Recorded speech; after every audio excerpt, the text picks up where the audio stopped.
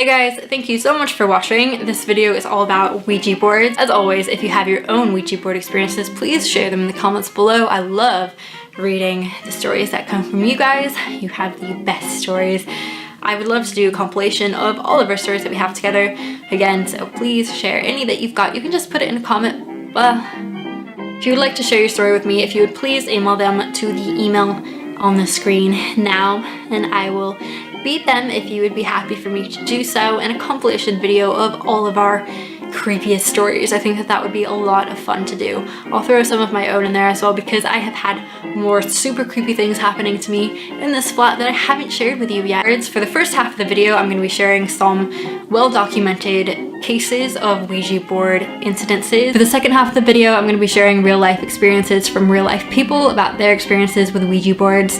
Some of them are absolutely crazy and terrifying. Can't believe that some of these things actually happened to real life people. So hopefully these stories terrify you just as much as they terrified me. Enjoy, and here we go. In the early 1900s, an everyday woman called Pearl Curran, who had previously lived a fairly uneventful life, was invited by her neighbor to come and use a Ouija board with her that she had purchased to communicate with the dead. Pearl was a bit reluctant at first just because she hadn't previously believed in the paranormal, but she agreed to participate. Eventually, the group began receiving messages from a girl who called herself Pat C.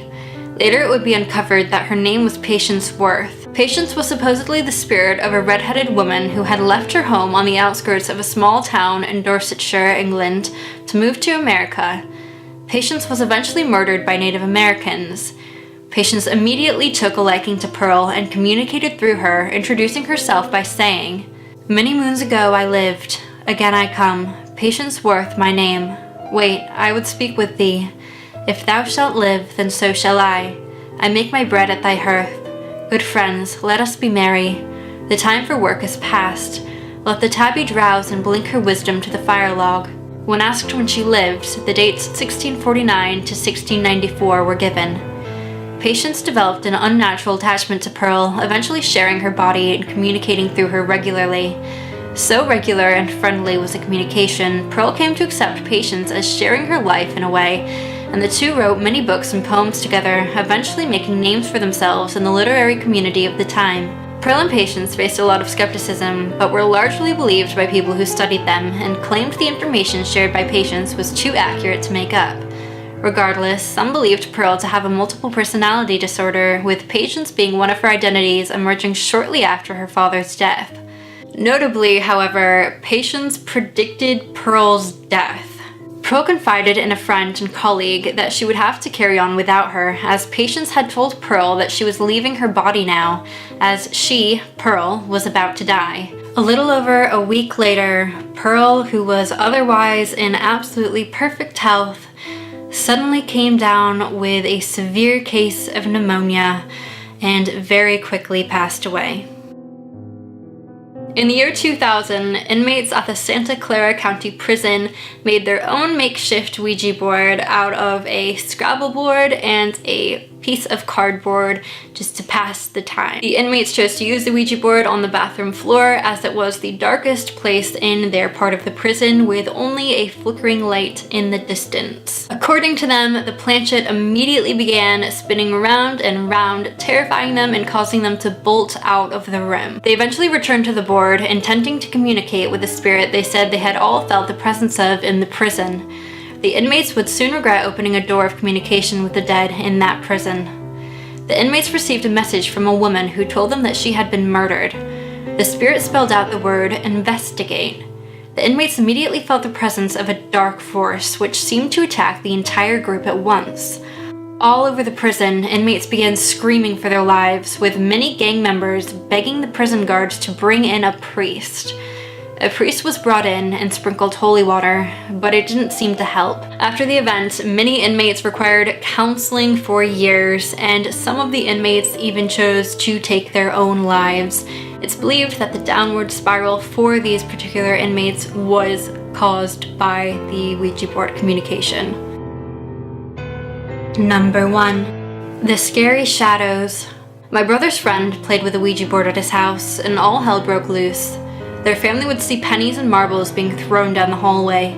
One day, his mom was doing yard work and saw a dog, and when she called the dog, she said it suddenly had an old man's face. Things got so awful that they had to call a priest to do an emergency exorcism. To this day, they still see black shadow figures follow them. Number 2. The bizarre blackout. When I was 15, my grandma asked me to use a Ouija board to contact my uncle who died at birth. At first it seemed we were talking to my uncle, but as time went on, the personality of my uncle changed. He got mean and possessive, and finally the spirit told me that it had my uncle and was coming for me. I blacked out for a full minute. When I came to, the light bulbs in the kitchen had popped, and there was glass everywhere. We never played again. Number 3. The Worrying Whisper. I got my board after months of harmless paranormal activity in my house.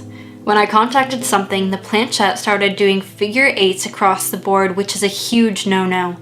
That means something demonic was present. I didn't touch it for months. When I tried again, I asked where the spirit was in the room.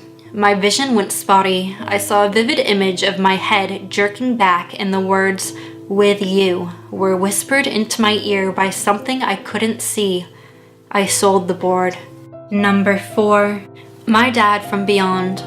I was playing the board with some friends, and one of us had lost her dad in a trucking accident a few years before. We started asking the board questions, and it kept spelling out bridge and water. This is how her dad passed away. We were all skeptical until a hoodie that was hanging over the back of a chair flew across the room, like it had been picked up and tossed. We all scrambled, and that was the last time I ever went near one. Number 5. The Soulmate Secret.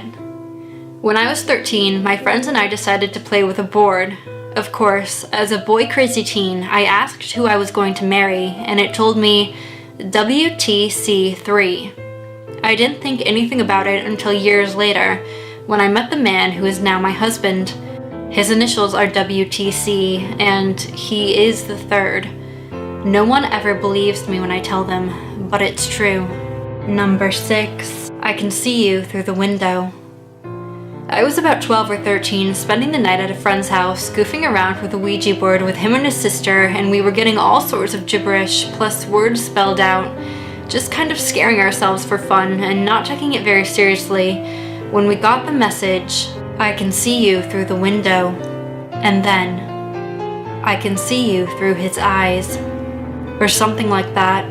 There was just a small window in the basement room where we were, and just the backyard and woods past the driveway visible through that window.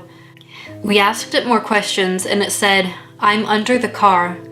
So we somehow got up the nerve to go out with a flashlight and peer under the car, where we saw a huge black stray cat which was hissing.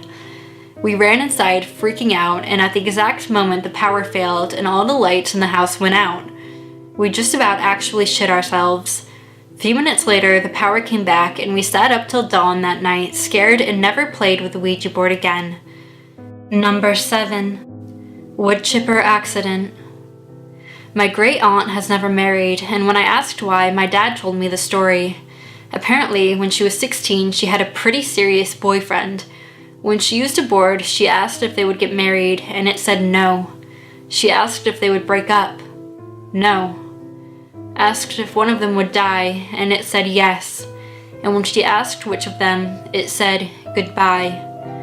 A week later, he was in a wood chipper accident at the mill where he worked. Number 8. We lost 10 hours. My friend and I were about 14 or 15. She had a Ouija board that we used quite often. I always thought that she was pushing it for the fun factor. I never took it too seriously. One night, it was about 9 p.m., and we started getting very strange sayings. None of them I can remember 27 years later. And we got a name. Although the name I have forgotten over the years, it said he was from Malaysia. He was there to protect us. I do remember that much. The next thing we know, it's 7 a.m. It was like we blinked and the sun was up. It was very freaky. We lost 10 hours of our lives. Neither of us remember anything about it. We were just sitting there at the table staring at each other like, what the fuck happened? Too bad we didn't have a third person there to tell us. She would never use it again. I did, but I never had that happen again. Number 9. Accurate death prediction. I was staying at a hotel with friends in Northern Ontario for a chess tournament. Geeky, I know. Can't exactly remember the town. Anyway, we were looking for some thrills at night and someone busted out a board. One of those official ones you can get from Toys R Us. We asked a few questions I can't remember, but I will never forget when we asked if it knew if any of us was going to die. Yeah, I know, strange question to ask. So it spelled out a person's name that was with us at the time, and then a date which was approximately a year later. My friend died a year later from cancer in his knee. He knew about it 6 months before he died. To this day, I am still curious about the device, but damned if I'll ever touch it again. Number 10. It knew Arabic. I always thought these things were BS. However, years ago this changed when I did it once with some random people at a get-together. We were talking to all sorts of different spirits, and I wasn't taking any of it seriously. Then, I thought of a way to put this to the test. I'm Kuwaiti American and was born in Kuwait, so I know Arabic and knew of a friend of my brother that passed away recently, so I asked to speak to him. Now, only one person knew me at the get-together, and even they didn't know that much about me. I was definitely the only one who could speak Arabic. I was in Oklahoma at the time. So I asked in Arabic how he died.